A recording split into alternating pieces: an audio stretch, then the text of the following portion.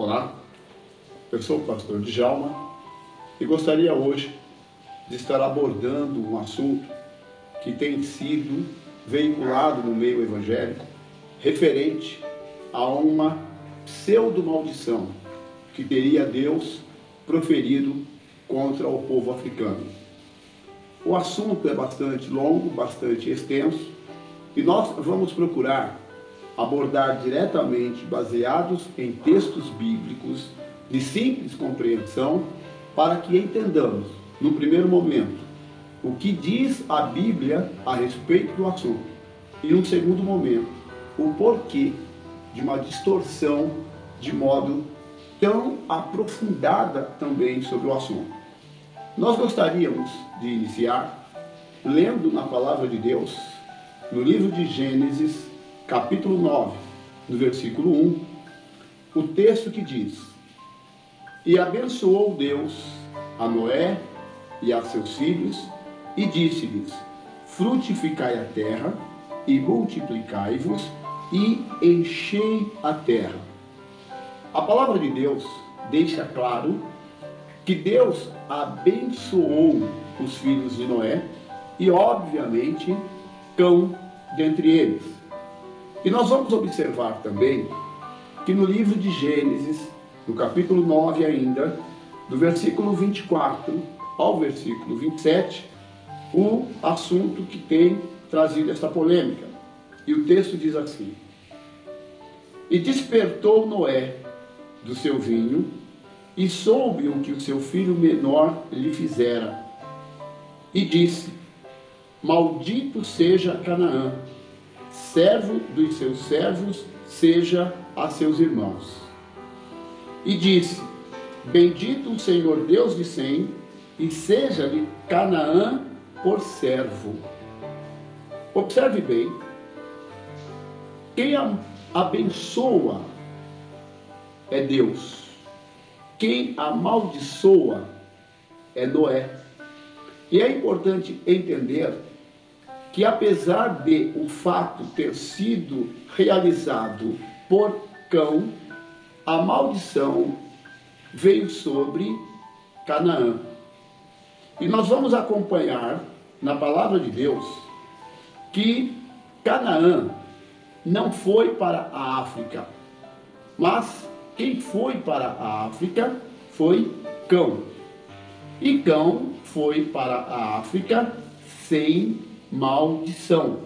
É importante que nós frisemos isso desde o início, porque será a base da ilustração, da explanação que nós vamos trazer nesse momento. Infelizmente, esta teoria, ela serviu como base para a escravização do negro, tanto nos Estados Unidos quanto no Brasil. Poucos questionaram haver a maldição sido proferida sobre Canaã. Na palavra do Senhor, nós vamos perceber que Sem, Cão e Jafé foram cada um para um continente. Sem, continente asiático. Jafé, continente europeu. Cão, continente africano. Canaã ficou na Cananeia.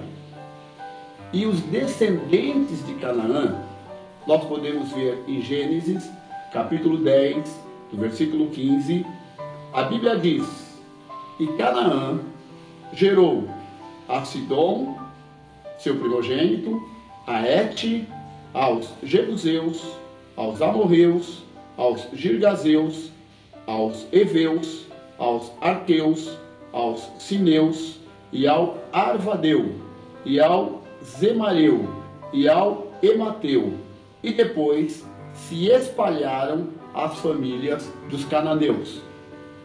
Observe bem, até para resumir, que quando o povo de Deus retorna do Egito, a orientação de Deus para o povo que retornava do Egito foi para que destruíssem os cananeus e seus descendentes.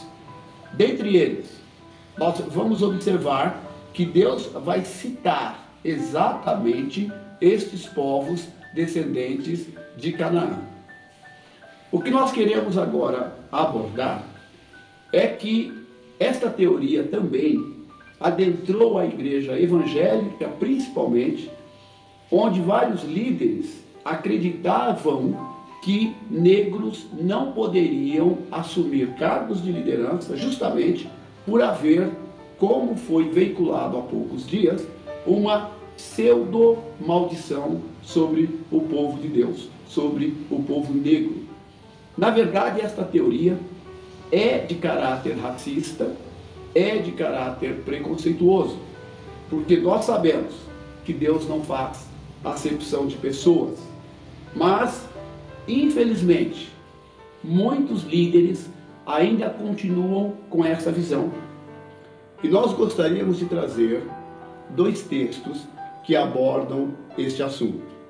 No livro de Números, capítulo 33, do versículo 51 ao 53, a palavra do Senhor assim diz: Fala aos filhos de Israel e dize-lhes: Quando houverdes passado o Jordão para a terra de Canaã, lançareis fora todos os moradores da terra diante de vós, e destruireis todas as suas figuras.